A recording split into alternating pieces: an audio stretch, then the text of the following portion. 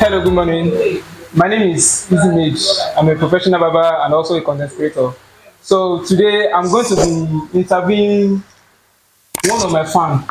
And actually, this brother of mine, we met him on Instagram and he just came back to Nigeria and I just told him that I'll be interviewing him to ask him just some random questions about our industry. So can you please introduce yourself?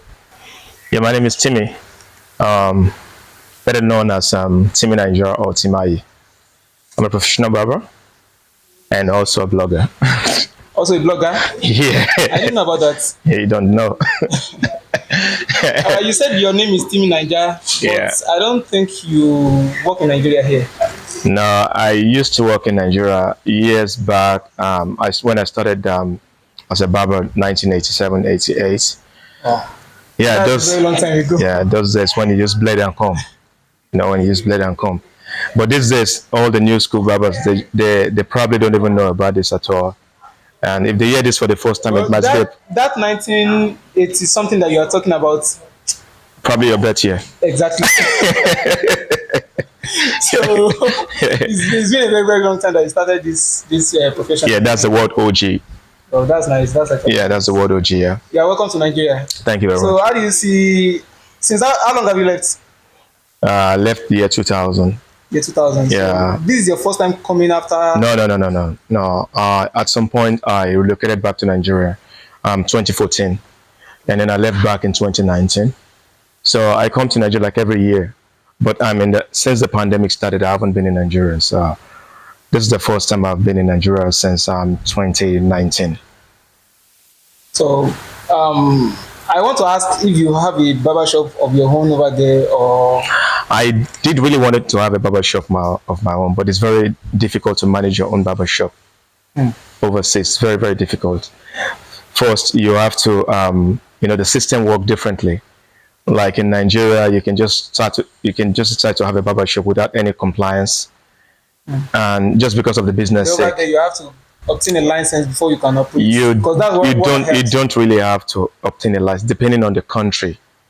Like in the UK. What country are you even talking about? So that you don't Yeah, look as if I'm the one that exact- knows the country you're talking about. Exactly, like in England, it's very different. Like for example, you can actually operate a barber shop just so you have the basic knowledge of having a barber shop, and you can be a barber. You can have a barber shop. You don't have to have the license, but you have to register your business. Everything about the United Kingdom is register your business. So if you register your business, you can have a barber shop or you can have a hairdresser. But in other countries, you have to have a license being a barber. That's the reason why the UK is ahead of majority of these countries, because in the UK, like they give you the chance to like explore your own, your craft. You can explore your craft, even though if you don't have the license, but at least you are creative. You can come into the industry, then you can be able to exercise your duties.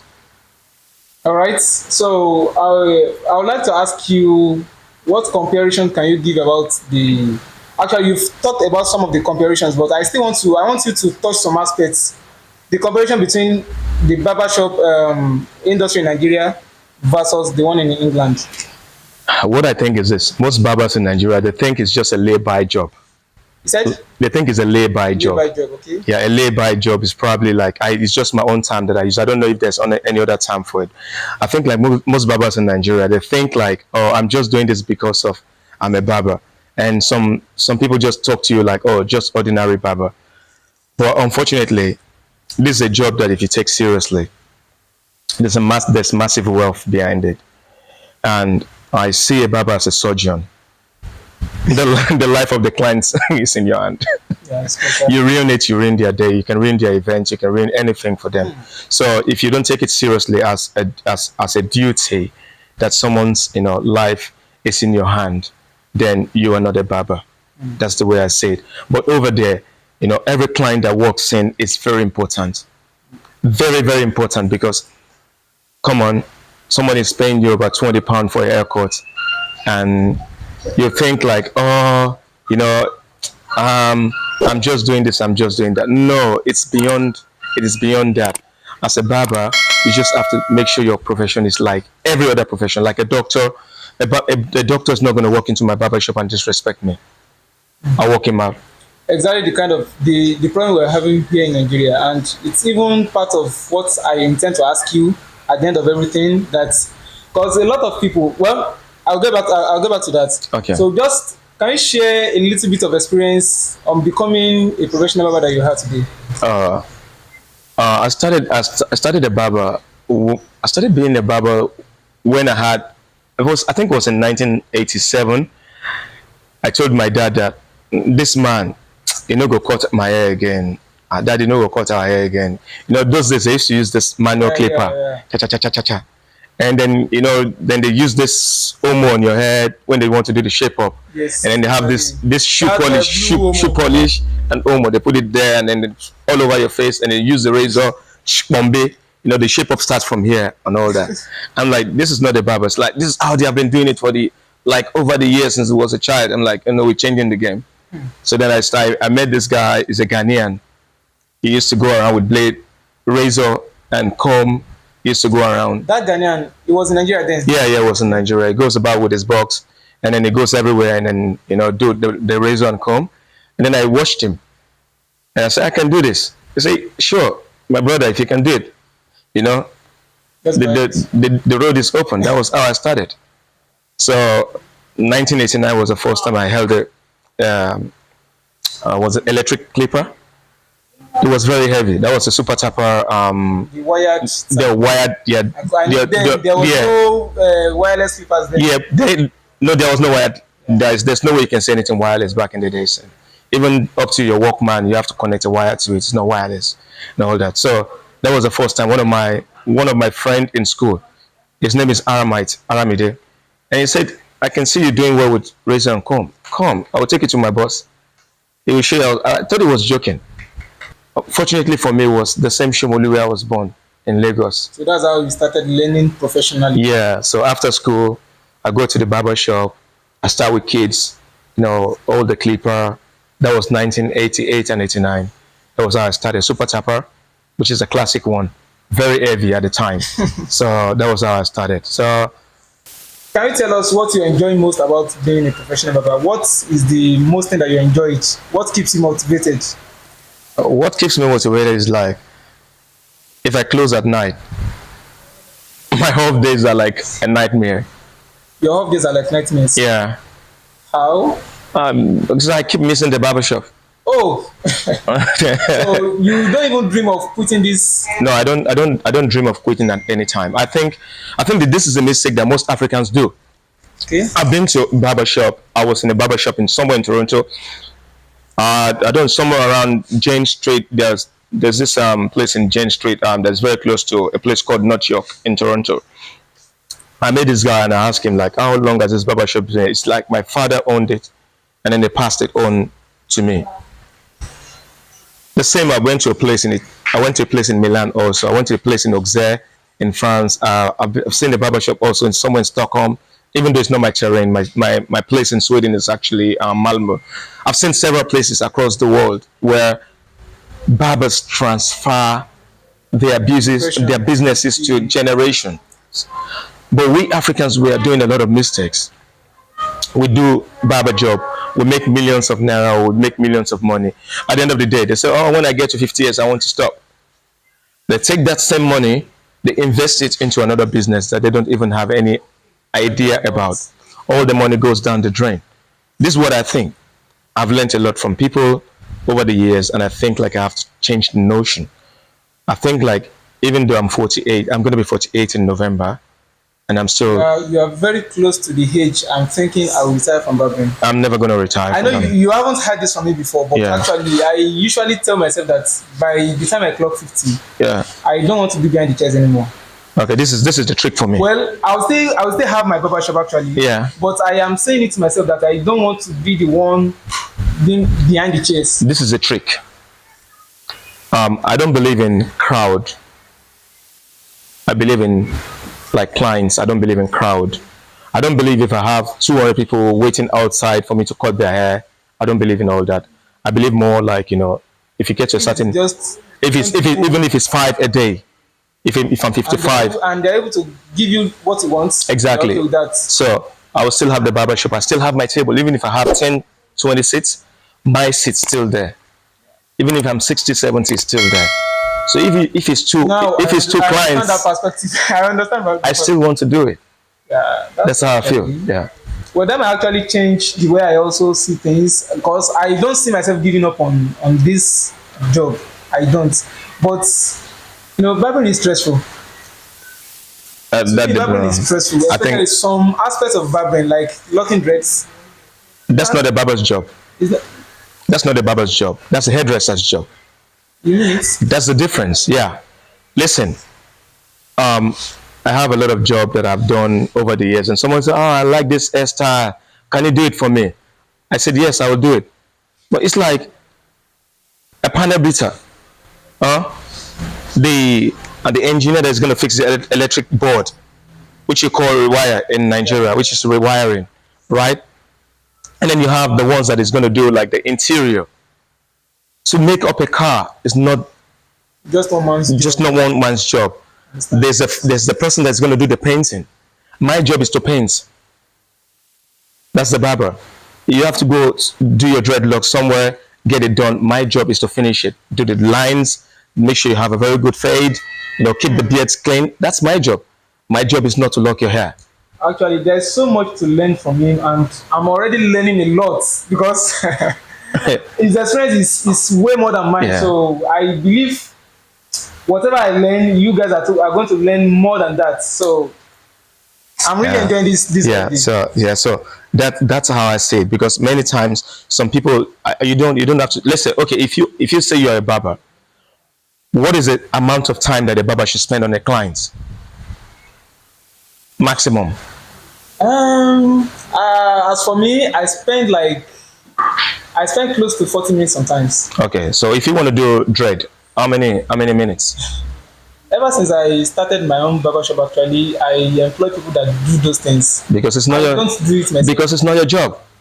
Well, I know how to do it, and I've done it for people. If you do, it's going to lose a lot of clients. Yes, you're right. Yeah.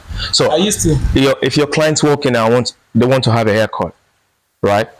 And you are deaf, doing dread.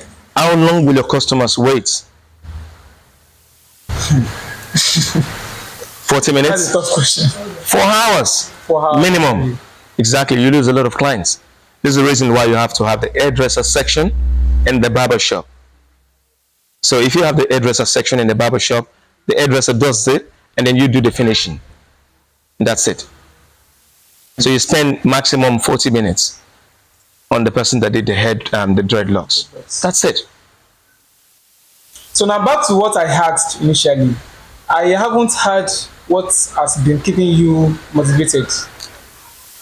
I think there's difference between going into the industry because you want to go there for the money, and there's a different thing when you go in there if it's your passion, if it's your calling. But a lot of people usually put money first. Actually, people put passion first when they say it.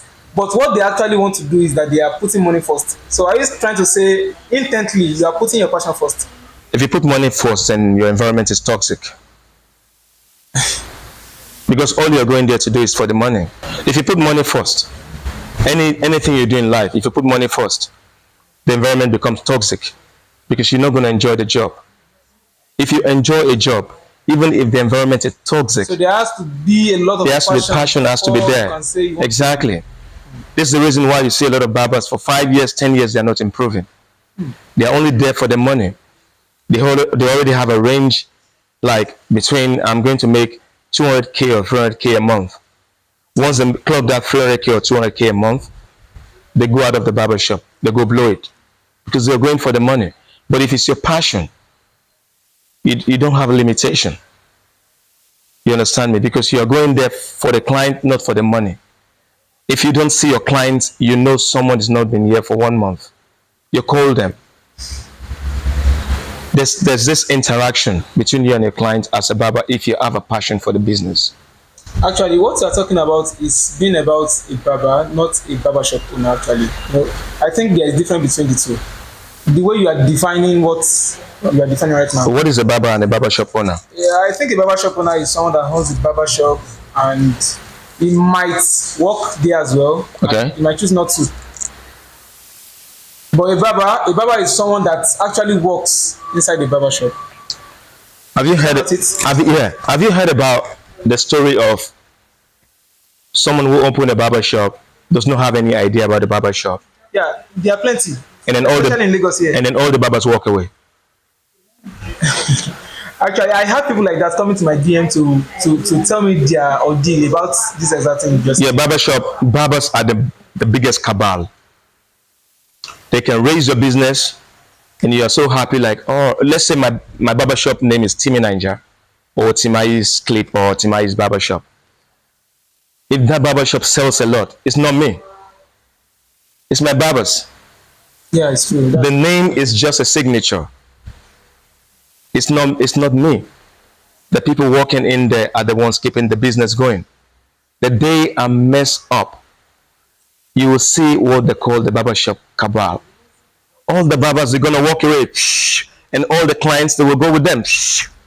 That's how it works.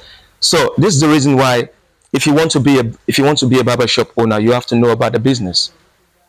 Okay. I am also coming back to that actually because I remember there was one time we discussed this. Yeah, we did. There was a video I made Yeah, that and you made a comment exactly. on the video. So I was coming back to this actually. Yeah. But we can use this opportunity to discuss it. Yeah. So you mean you are still saying it that if you want to be a barbershop owner, maybe you don't have any idea, but you just want to invest in it, it's a must for you to go for the training. So You have to know. Yeah, you have to know how to at least cut. You have to know how to cut. If you don't, please learn to respect your barbers. So in all of this, what I see now is that we are discussing things about barbers and not barbershop owners. Yes, So barbershop owners should stay aside of this video, right? they should. So now you've had it. You're a barbershop owner and you don't have any experience about barbering.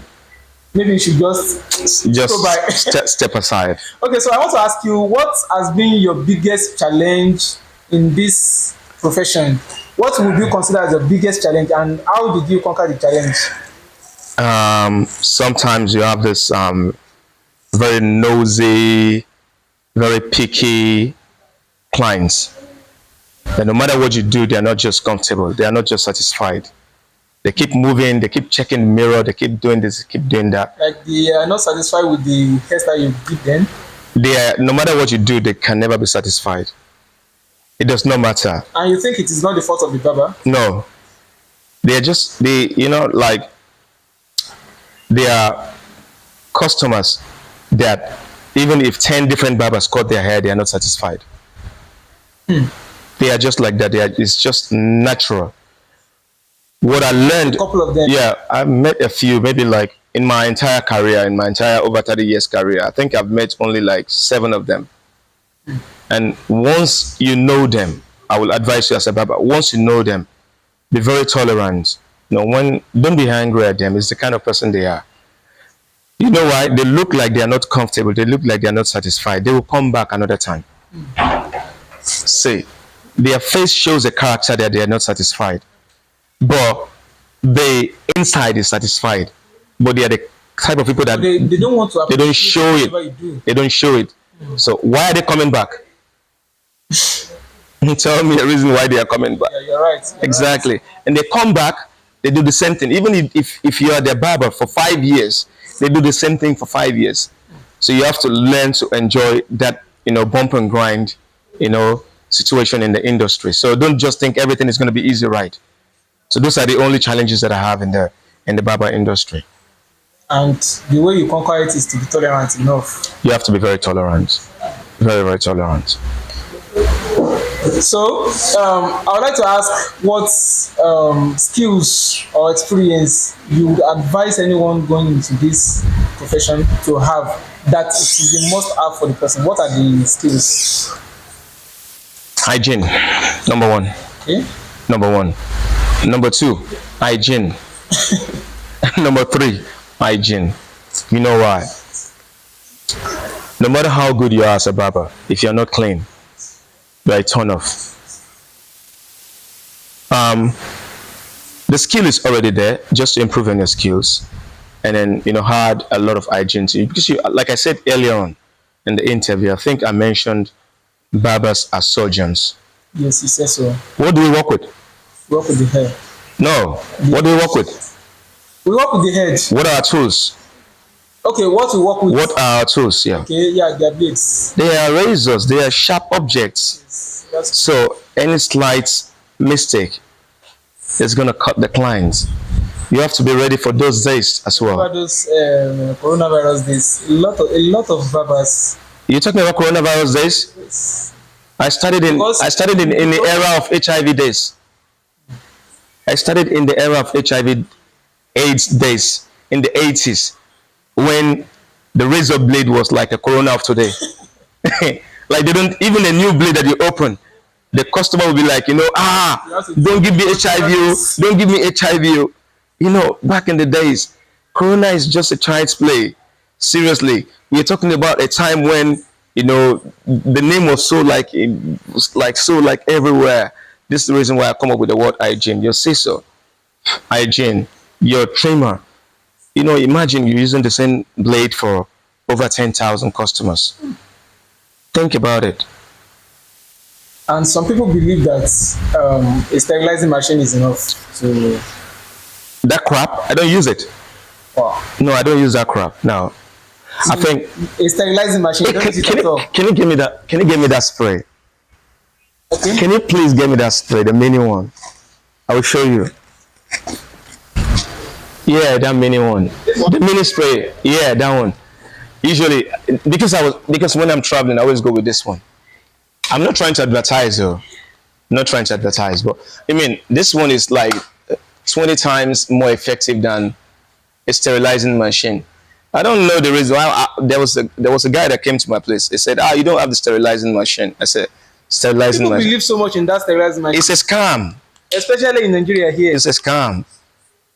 Because even though if they prefer having a sterilizing machine that the UV rays is not even working at all, to just see the sterilizing machine alone, they are okay with it. Yeah, because that's why I say that. Every time you are in a position to scam people, why does it work? Because it's a belief system where people think that this is the best, this is the best. If you have this now, and even most barbers don't use it rightly. They have this clipper, they have the clipper this way, and then they spray over it like this. At the back of the blades. And then they spray at the back of the blade. That's wrong. If you want to, I think my clipper is far away there. Probably I should grab it. I don't want to send my interviewer all the time. Okay. This is like one or two of my favorite. Usually I don't like to touch my tools without a glove.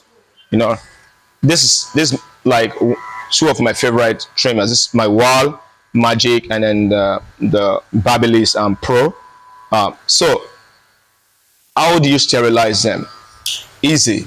First you have to put it on. When you put it on, you don't spray like this. It's wrong. When you spray this way, you're pushing the air down inside of the clipper. So you put it this way and then you spray. It's a power spray. So whatever air you have inside comes outside of this area. So basically then you just do this over and then you do this over and then you clean. But how many barbers do this? Actually, this is what I do as well. I also have this kind of spray, but not.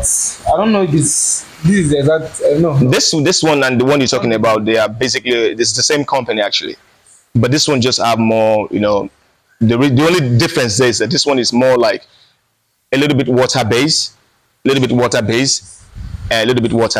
then also it disinfects. Yeah. Yeah. That's the only reason. Yeah, lubricates as well at the same time. So I don't really use the oil. I've said this several times as well. I don't really use the oil. Oil only lubricates. It doesn't disinfect. It doesn't disinfect. It doesn't. It doesn't. So now you're talking about hygiene. Yeah.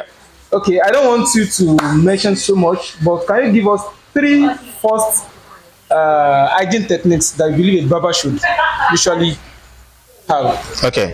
We already deal with this one. Okay. Now the second one is this. Learn after each working day. Every working day, clean them, put them in a perfect place for the next day. Number 1. Number 2, don't depend on one clipper. Try as much as possible to have 3. So you don't kill one for the for the others. Try to mix in between so that they can last longer, and clean them very well again and again. Then your combs, your guards, which you call attachments, Yes. the guards, clean them each time you have a new client. The same way you spray your clippers, spray them. Just put a light spray over them and then wipe them off with tissue paper. It's very important. Then you know the cape you put on the customers, try as much as possible not to have one. At least 3. For each barber. That is if there are like 2 or more. For each barber, at least 1, 2, 3 is okay for each barber. Why? Sometimes you have some sweaty customers. Exactly. Sometimes and that's why we even have neck ruffle. And a lot of barbers don't even use it in Nigeria. it's there. They don't use it. You just put it in your neck, and then the next customer again. When it comes to the hygiene, many barbers don't use the neck strap. They don't use it. They just put the cape on the customer, even if the customer is sweating. They just use it on the next customer, which is very, very wrong. I think it's high time that you have to know that this is a business. This is an organization. This is an industry. A business that requires hygiene. Hygiene. A lot of it. We are not different from a surgeon. When I said a surgeon before, you would have been so that surgeon part cut across so many areas. You're working with. Listen, I can't even cut a customer without having a glove. Man, this is my glove. I have to wear them all the time. I can't, and this glove goes for one person, for one customer. You have to know that if you're a barber, you know you're charging 1,000 naira now. Probably you have to learn to increase your charges so that you put all these things into. We are coming to pricing. We are coming to pricing. So that there's a reason why, because by the time you buy all these things and you want to give all that services, and at the end of the day, you calculate everything that you have spent on just one person and check how much you are collecting from the person. And somebody will say, and that is why a lot of people are not appreciating this barbering of the thing in Nigeria here. They're not appreciating it. I can ruin your wedding. Yes, exactly. Easy. Easily. Yeah. That you have to postpone that wedding. Do you want to wear a cap on your wedding day? No, we want them to see you having a baby. Even though you wear a cap to a traditional wedding, you have to take it out at the end of the day. Exactly. So you have to give us barbers kudos, you know. You're coming in having, it's not about the money you're giving. That's what I said before in the beginning. I said it's the passion, it's what you give in, it's not what you take from the business. Like money. No, it's not about the money. If it's about the money, then come on, I would just like use whatever tools, whatever this, whatever that. So you expect me to buy a top-notch clipper. I mean, this one is well over 160,000 naira. I know. This one is well over 170,000 naira. And you want to come cut your hair for 1,000 naira? Shake the plate. Wait, do you believe that some people in the parts of that I come from, some people still cut hair for 300 naira? Do you believe that? I heard that though, but I mean, is it charity haircut or something? I don't even understand. I don't understand. So how will you survive? And this, so don't even let me say this on the internet, because I don't want to mention people that are into this meeting. And they will come I don't even want to talk about it now. Yeah. I'm still coming back for them. This is it. You know, there's a difference between Champions League and UEFA League. There's difference. Yeah, sure. Okay. In Europe, where football is most adored, right? You can see why most people watch the Premiership, the Premier League. Okay. Right? Why? Because there's more money invested into the Premier League. It's not like the French league is not there. It's not like the German Bundesliga is not there. The same thing with this industry. If you have to choose your league, if my league is bigger, than your league, it's not my problem. Yeah, sure. So, like I always say something. I don't know, in Yoruba they say "Boba she to buy." Okay. That is the way you put your present yourself. Your business in your organization. Yeah. That's the way you'll be addressed. Yeah. So you don't expect me to put all these things there and put my price, and you're telling me that, you know. But this should I talk about it now when I get to the pricing? I don't know. It depends on you. Or we should just flip it now. Okay, no. Let's just do it later. Let's flip it. Yeah. So are you done with the hygiene? Yeah, the hygiene is pretty much like, just get the basic hygiene practices. Yeah, I like the black one. Most people use the white one. Yes, I haven't used the white. I haven't even seen this black one. I like the black one. I haven't seen the black one. Yeah, before. I like the black one actually. So even my gloves are black. I'm black and proud. That's it. So let's quickly go to pricing aspects of the Yeah. thing. So comparing the pricing of a haircut in Nigeria and the pricing in England, where you come from. So let's equate it in dollars. What is $20? Sorry. Pounds, the British pounds. Yeah. Okay, fine. Pound. I think pound is a little bit expensive than dollars. Yeah, it's like £1 is $1 is like 70 to 75 pence. I don't understand that. A pence is like kobo. No, let's talk about dollars. Yeah, so I can't even give you the price in dollars because I don't use dollars, so it's difficult. Okay. Like when I came to Nigeria, I say, I give me price dollar. Okay, I don't know dollar. Dollars is around 760. I don't even know how much it is. But pounds, I think pounds is up to 1,000 naira. Naira and something, yeah. No, Yeah. okay, so let's say it is 800 naira for dollars and 1,000 naira for pounds. So how much do you charge per haircut? 20. You? Yep. But there are some other barber shops in that place that charges over 20 pounds. Yeah, I know of a guy, Darren. It's like I'm in Dagenham. Dagenham used to be excess. Now it's like Greater London. It's just outside London. It's like Southeast London, the end of Southeast London. That's where I stay. In Southeast London itself, even there in Dagenham, there's still people that cut for £12 and £15. So the lowest you've seen or you know of is how much? 12. 12. And the highest? That's for children. And the highest is how much? The highest I've seen? Yes. As a barber shop. Oh, okay. I want to do the average. Yeah, like I know a guy somewhere around back in London. It's Southeast London. And it does bidding. Have you heard about bidding haircut? I haven't heard about bidding haircut. Bidding. You have to bid for the price. Wow. Yeah. So it goes its minimum price is 35 to 40 pounds. Okay, let's say 40. 40 minimum is 12 and maximum is 40. Let's say that's 52. That should be around 25 pounds averagely. Yeah. Averagely 20-25 pounds. Yeah. In Nigeria here. But you know this guy that does the bidding is very funny. Because he had so much customers. He couldn't handle them anymore. So he started doing bidding, like eBay. So you come and then the app is there and you start to bid. So anytime you bid, if the next 30 minutes is your turn, somebody outbids you. It makes use of an app. Yeah. So if the person outbids you, you have to wait. So if the person says if you bid for £40, if the person outbids you for £45, he's going to cut his hair before you. Wow. Yeah. Smart. Aye. But not everyone can do that. There's level to this. Exactly, to the game, yeah. Sorry. There it is.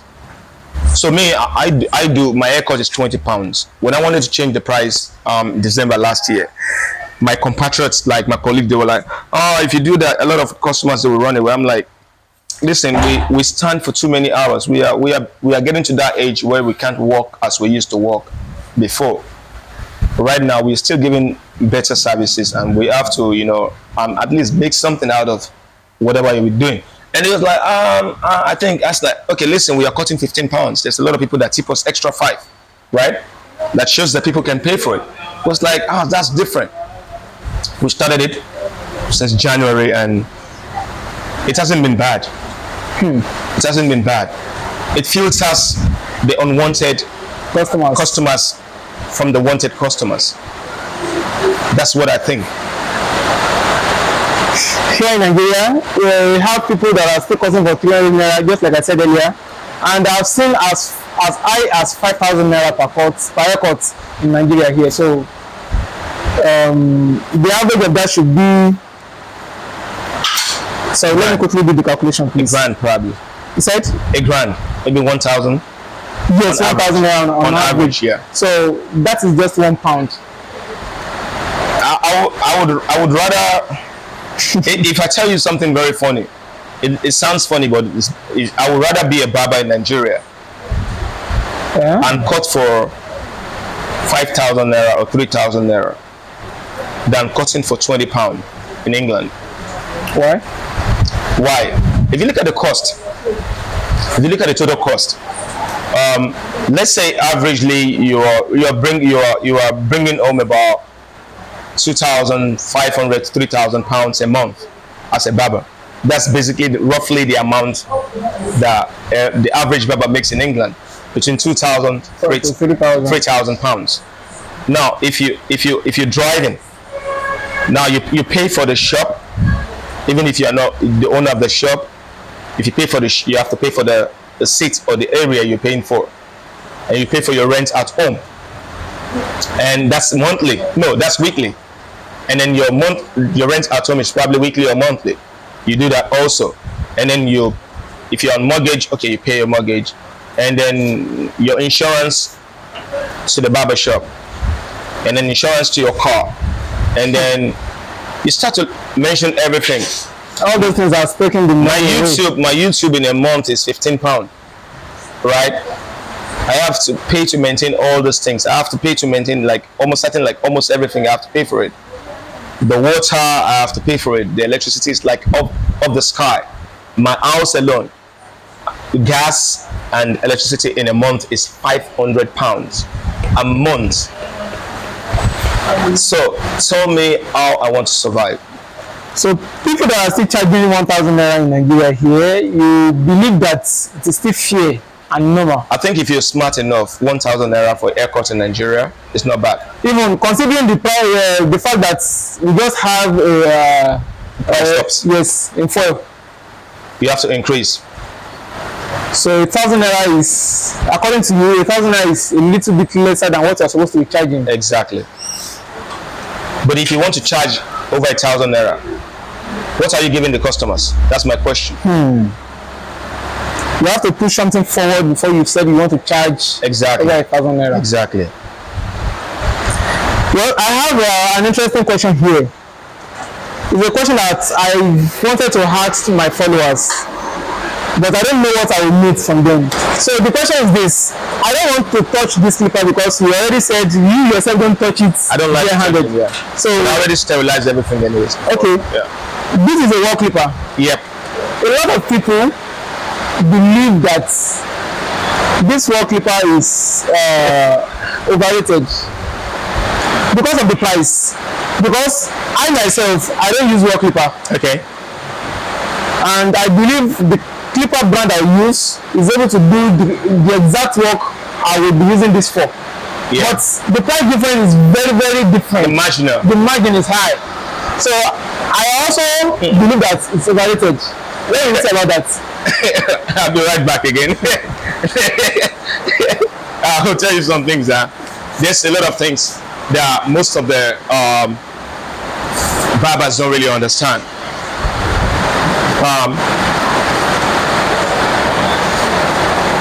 If you want, like, the wall clippers, it's not like they're overrated. They are not really that overrated. They are good, they are perfect, they are the best. But no matter how best a trimmer, these ones are trimmers, these ones are clippers.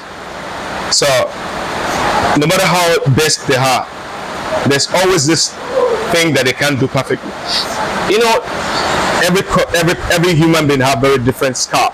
Yes. Some people they have very thin scalp, and then some people they have open scalp. So if you have open scalp, if you grab probably a wall clipper, even wall, they have different types. For me, I use this like when the customer's scalp is very closed, like it's very thin and closed. I use this wall magic.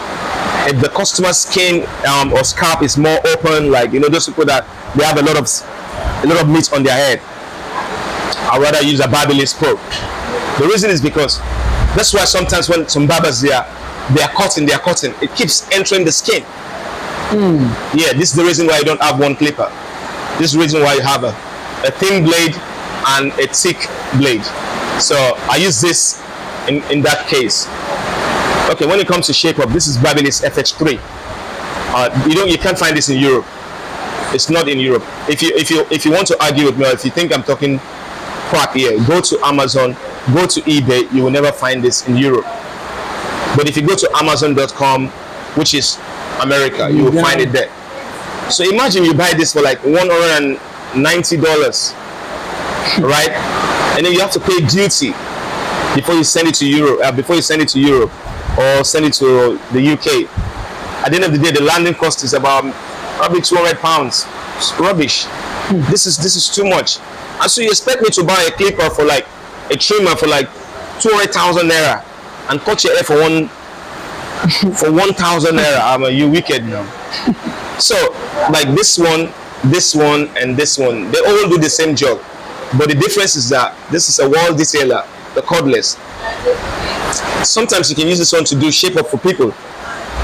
It will hurt them so much that they will have so much pain, right? You have to change it to Babyliss Pro skeleton. The reason is because the blades are different. This one has a more thin blade. So can I have a glove? Because I really feel like holding these things. Yeah, the reason why I'm touching them now is because I already sterilized all of them. Otherwise, I don't really like to. And if you don't have powder, you can struggle with them to wear them sometimes because they are vinyls. No, they are I think they are vinyls. No, sorry, they are nitrils. If it's vinyl gloves, they will have powder inside of it, but nitrils you have to use powder sometimes so that you can fit them in properly. Usually I always wear them, but this is the thing. I'll show you. You see all these trimmers, they have plus and minus that most barbers don't understand. You can't have one. You have to have different ones so that everybody have different skin. If you use this, let's say, I always do this. So one-on-one.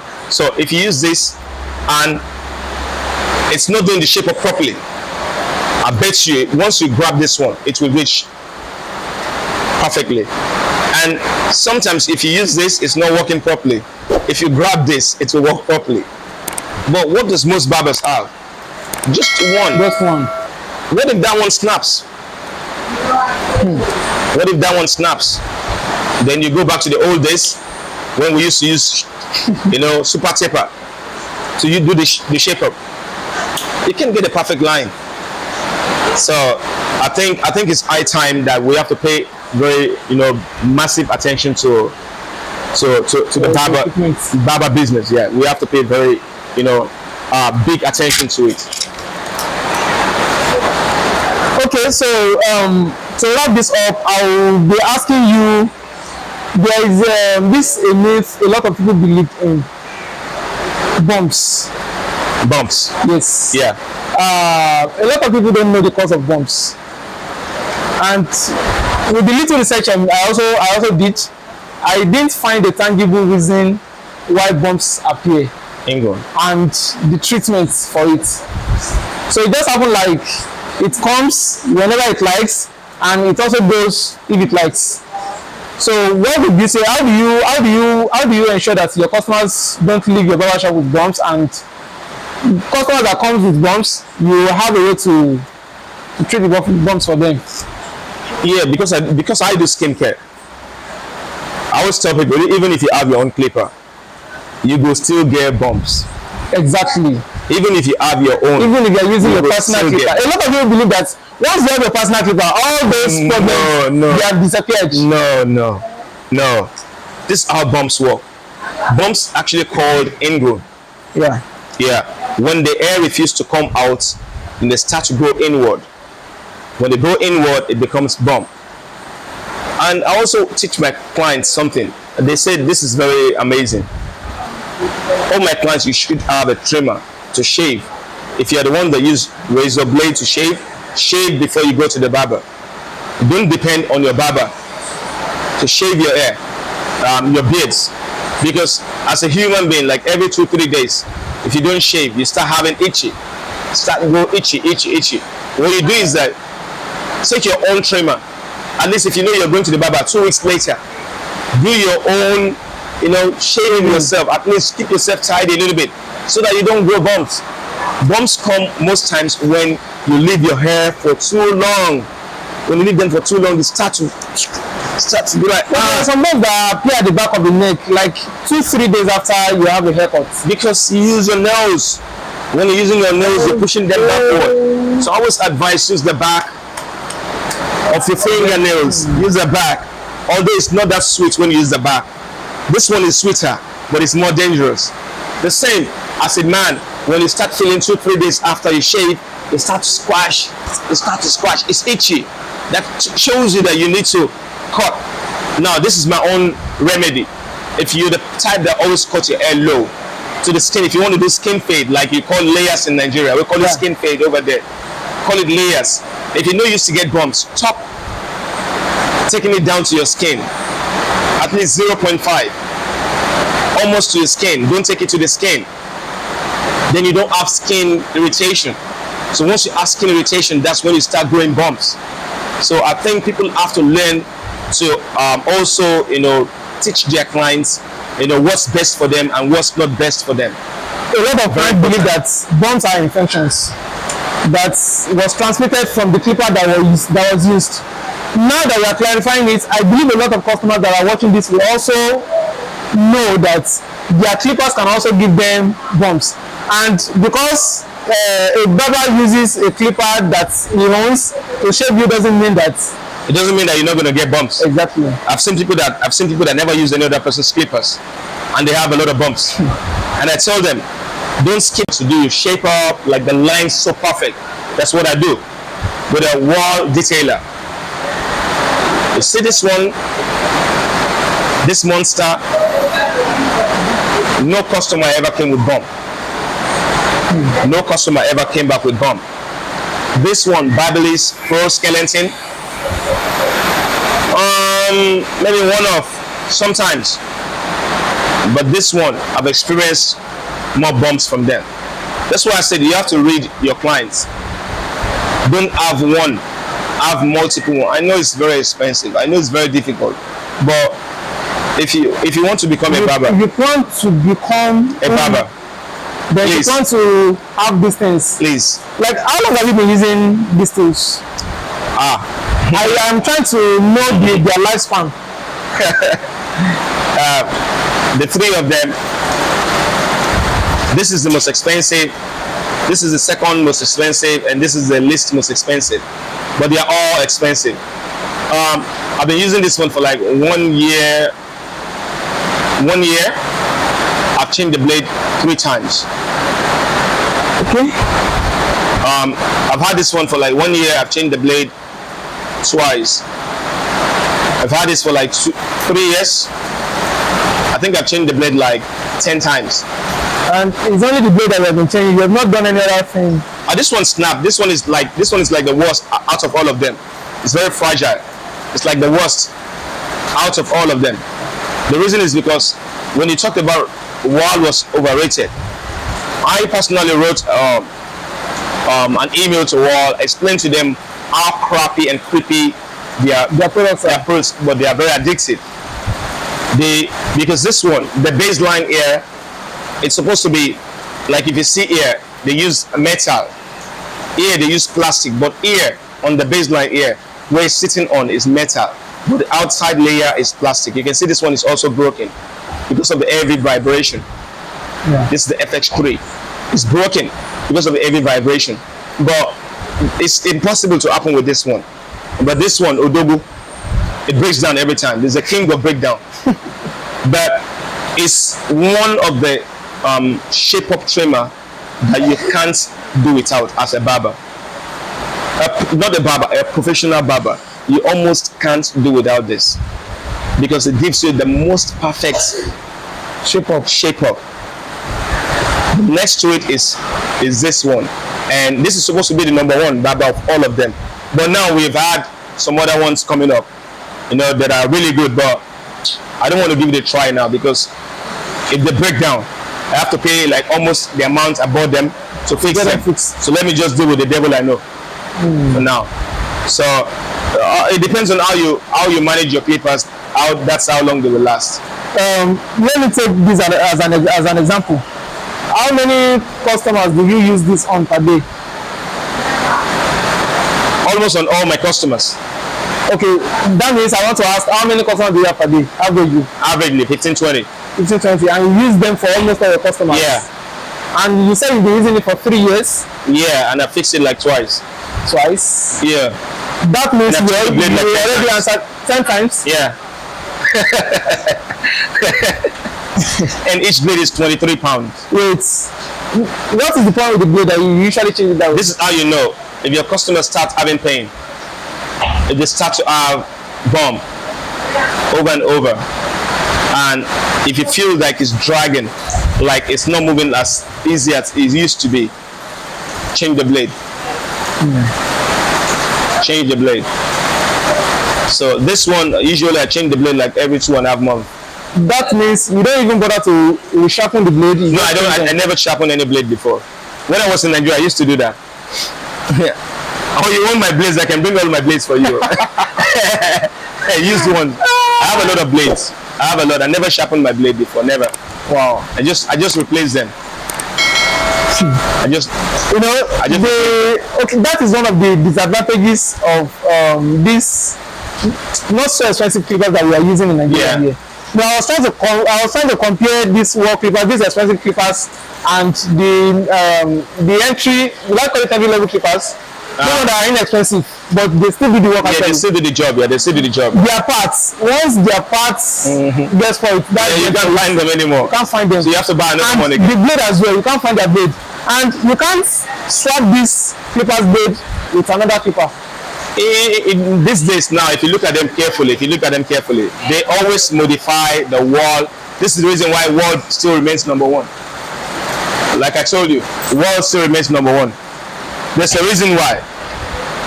It's like no matter how much you do an Android phone, whatever name you give to it, it's still an Android phone. No, it comes with what charger? Yes. The same charger. So the Samsung will come with the same charger.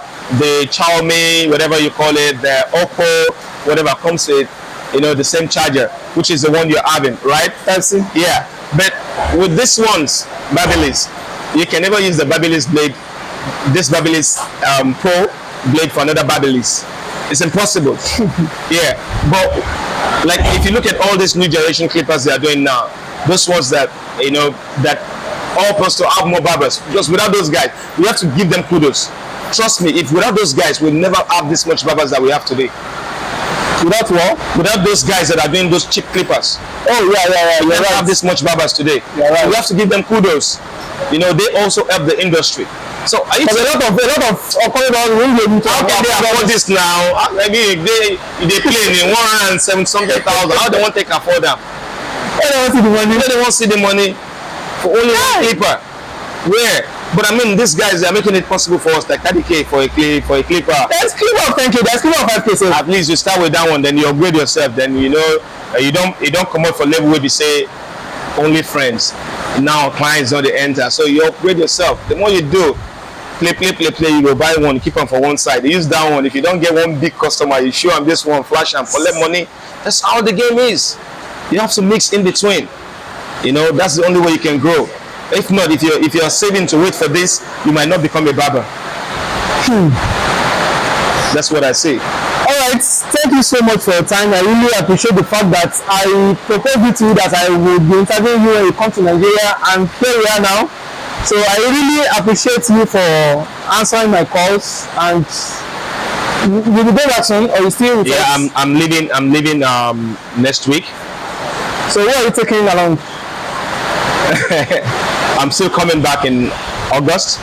What I was telling my brother was like, listen, I'm like a representative of the barber industry, just like the football industry is.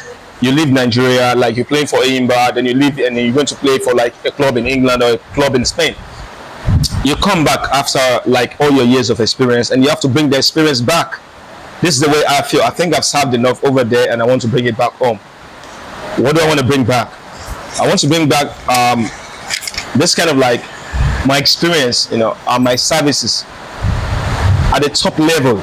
I want to bring it back so that other barbers can also emulate, that they can also have a sense of like, oh, I'm not just an ordinary barber.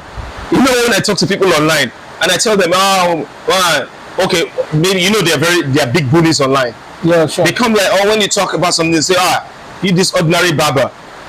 I just look at like, I am way over majority of the people that you think that they are earning. Exactly. I am over that. I mean, I gross over 2 million a month, and you're calling me ordinary. I mean, come on. Even if I don't want to talk waiting, I don't do. But I mean, I'm in that category whereby I just want to come home and like teach people, like, don't see yourself as ordinary. You can also do something. Change the game. There's always a chance for every one of us. And if you think like, oh, because you're a barber you can't achieve the goal of a banker, or the goal of or a doctor, or the goal of a lawyer, you can still achieve the same. You are professional. Come on, for God's sake, think about it, work on it, put in everything as much as you can. You'll be at the top. That's all I can say for now. Thank you very much for interviewing me. Yeah, that's it. Yeah. So we come to the end of this interview. Expect more of this interview, as I've started with TV Niger. So I'll see you in my next upload. Thank you.